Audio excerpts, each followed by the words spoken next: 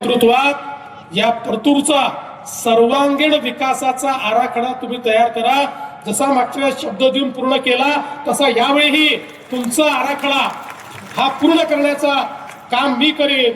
तुमचा आराखडा पूर्ण करण्याची जबाबदारी ही मी स्वतः माझ्याकडे घेतो। हे निश्चितपणे परतूरला आपण या मराठवाड्यातलं एक अतिशय आयडियल शहर म्हणून या ठिकाणी प्रस्थापित करायचं आहे। बघा, मला एक गोष्ट अजून सांगायची आहे।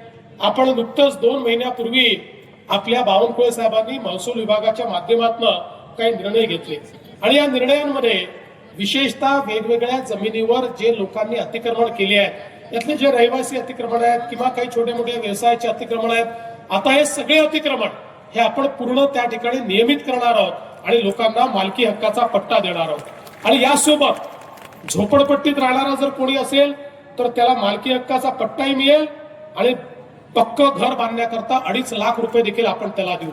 कोणी जर बेघर असेल तर त्याला त्या ठिकाणी जमिनीचा पट्टाही आपण देऊ आणि घर बांधण्याकरता 2.5 लाख रुपये देखील आपण देऊ।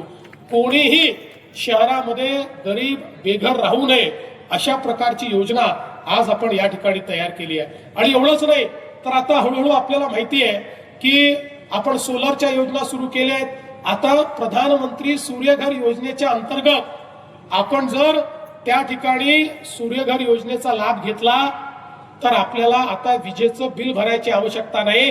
आपल्या घरावर सोलार लावून आपण मोफत त्या ठिकाणी वीज वापरू शकतो। अशा प्रकारची योजना ही तयार झाली आणि आता त्याला मॅचिंग योजना गरिबांकरता 100 युनिट आणि 200 युनिट वाल्यांकरता राज्यामध्ये योजना आपण सुरू केली आहे। आता आपण महाराष्ट्रामध्ये बबनरावजी अनेक सोलर ग्राम केले। अनेक गावं अशी आहेत की जी गावाच्या गावं आता सोलरवर आहेत, तिथल्या लोकांना 1 पैशाचे विजेचं बिल येत नाही। मी तुम्हाला विनंती करतो, तुम्ही प्रयत्न केला तर महाराष्ट्रातलं पहिलं सोलर शहर हे परतूर आपण करू शकतो, कारण आपण इतके कामं केले आहेत। तर आता याकरता जर तुम्ही प्रयत्न केला तर परतूरच्या लोकांना आपण सोलरच्या माध्यमातून मोफत वीज देऊन त्या माध्यमातून त्यांचा जो विजेचा खर्च आहे तो देखील आपण या निमित्ताने कमी करू शकतो। खरं म्हणजे आपण बघा, आमचा एक स्वभाव आहे की निवडणुकीपुरतं आम्ही आश्वासनं देत नाही, जे सांगतो ते करण्याचा प्रयत्न करतो, प्रामाणिकपणे प्रयत्न करतो। कारण आमच्याकरता ही निवडणूक ही केवळ एक आपला भाजपचा झेंडा लावावा एवढ्यापुरतं मर्यादित नाही, एक आपला अध्यक्ष अजून दिसावा याकरताही मर्यादित नाही, किंवा खुर्च्या तोडण्याकरता आम्हाला निवडणूक लढवायची नाही। आमच्या नेत्यांनी आम्हाला सांगितलंय की लोकशाहीमध्ये स्थानिक प्रशासन जे असतं हे सामाजिक आर्थिक परिवर्तनाचं केंद्र असतं।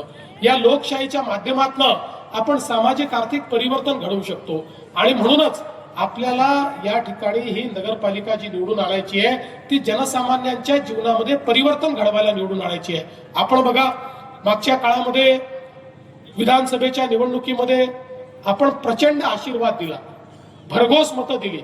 परिणाम असा झाला की महाराष्ट्राच्या इतिहासात सर्वाधिक जागा आपल्याला त्या ठिकाणी प्राप्त झाल्या, न भूतो अशा विजय आपल्याला मिळाला। आणि आपल्याला विजय मिळाल्याबरोबर आमच्या काही मित्रांनी काही विरोधकांनी सांगणं चालू केलं की आता बघा, भाजपला आणि महायुतीला इतक्या जागा मिळाल्या की आता हे पहिलं काम करणार आणि लाडकी बहीण योजना बंद करणार। आता 1 वर्ष परवा आम्हाला निवडून येऊन झालं, लाडकी बहीण योजना चालूच आहे। आणि माझ्या लाडक्या बहिणींना मी सांगतो, जोपर्यंत तुमचा देवाभाऊ मुख्यमंत्री आहे लाडकी बहीण योजना बंद होणार नाही, ती सुरूच राहील। पण मी प्रियंकाताई तुम्हाला सांगतो, तुमच्यावर एक जबाबदारी टाकून जातो, आता केवळ लाडक्या बहिणी करून मला या ठिकाणी समाधान नाही आहे। आता माझ्या परतूरच्या लाडक्या बहिणींना लखपती दिदी तुम्हाला बनवायचं आहे, त्यांना सगळ्यांना लखपती दिदी करण्याची जबाबदारी मी तुम्हाला देतोय। कारण आता मोदीजींनी सांगितलंय की आपल्या सगळ्या बहिणींना लखपती दिदी बनवायचं आहे। मला सांगताना आनंद वाटतो, मागच्या वर्षी आम्ही ठरवलं होतं महाराष्ट्रामध्ये 1 कोटी लखपती दिदी बनवायच्या। आतापर्यंत 50 लाख बहिणींना आम्ही लखपती दिदी बनवलेला आहे आणि आता 1 कोटीचा जो आम्ही आकडा ठेवलेला आहे तो कदाचित पुढच्या वर्षीपर्यंत पूर्ण करू आणि मग पुन्हा नव्याने आकडा घेऊ। त्यामुळे पुढच्या काळामध्ये आमच्या बहिणीच आपल्या संसाराची चाकं योग्य प्रमाणे चालवणार आहेत आणि त्यांच्या भरोशावर या महाराष्ट्राची अर्थव्यवस्था मजबूत करण्याचं काम आम्ही निश्चितपणे केलेलं आहे। आपण बघा, आपण दिलेलं कुठलंच जे काही आश्वासन